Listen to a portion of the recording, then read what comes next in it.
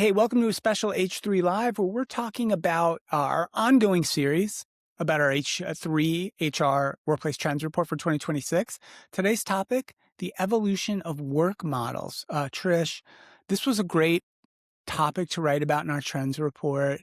I know you really dove into this one with both feet. Man, what do you think about when we're talking about how work is changing, has changed and will continue to change in 2026 from a model and design standpoint?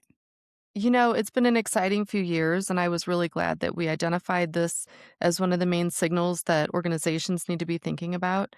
The first is that hybrid is the main mode of working.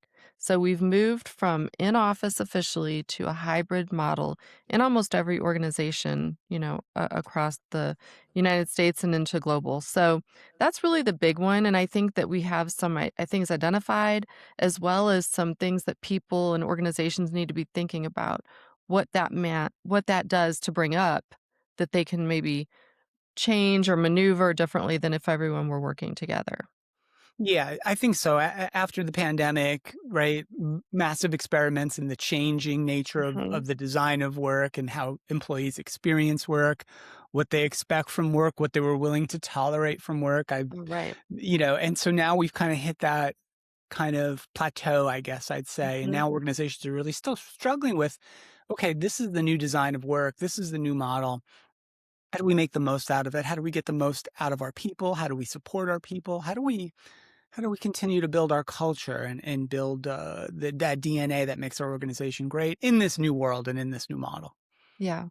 Well, I like the word you use, experimental, right? Yeah. It was experimental and lots of things did fail during, the last 5 or 6 years. But yeah, I think now it's about being more intentional. You have to, if you're a leader, you have to really think about where your teams are located and you're actually this exciting part for me is you're designing culture.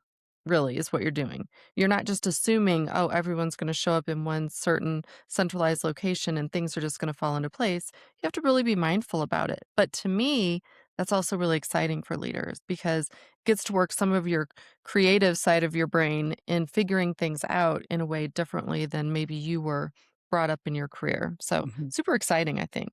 Yeah. And if the model of work and the design of work has undergone significant change, and it has, the nature of work has changed a lot as well. And by that, I Right. mean how we think about work, how we think about aligning people to opportunity, how we think about executing our strategies, how we think about how we reward people and value them inside the organization.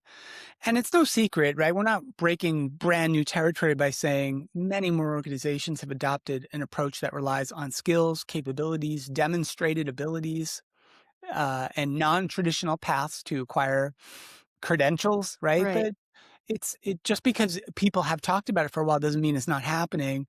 And honestly, many of the people who talked about it early, uh, we're just kind of talking about it. Now we're seeing mainstream adoption of many of these ideas, and it has pretty significant implications to the nature of work and the design of work going forward. It is. I was thinking back to even pre-COVID when we were doing a lot of global events, and I remember you specifically talking about skills. So, I mean, this puts it maybe back to like 2018. I don't know if you remember you were talking about it back then, but you Mhm. were. And it takes a long time for these ideas to get rooted.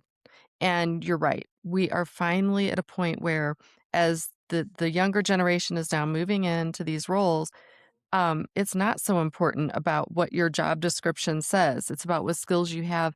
And so, as more people are pushing into the workforce and saying, this is how we want to be working based on our skills, and maybe not, maybe they didn't go to college, right? Yeah. Maybe they have a different experience. Maybe they bring military experience and things they've learned there or whatnot. So, I think it's going to be a really exciting next 5 to 10 years because roles will still be a thing, but it's not the focus in hiring, I don't think at all. Yeah, so plenty more, honestly, in the Workplace Trends Report, which I encourage folks to read. It's on the website as well as dig into this collection that we've put together. It's full of podcasts, articles, short form pieces that we've done, and tell us what you think. How's work changed for you in your organization? How does it continue to change, and how are you dealing with it? We'd love to hear from you. So, Trish, it's been super fun. Thank you. Yeah, I'm excited for everyone to see the collection.